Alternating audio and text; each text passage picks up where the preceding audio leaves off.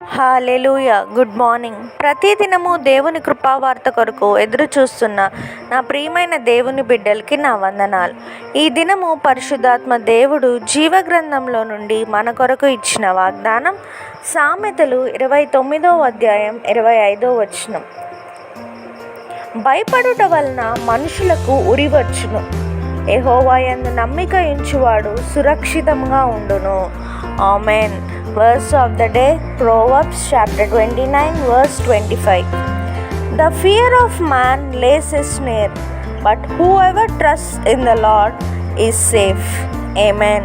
ప్రభు యొక్క కృపా సమాధానాలు మీకు మీ కుటుంబానికి ఎల్లప్పుడూ తోడై ఉండునుగాక.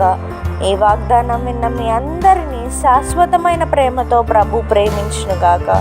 May God bless you and wipe away every tear from your face. Amen.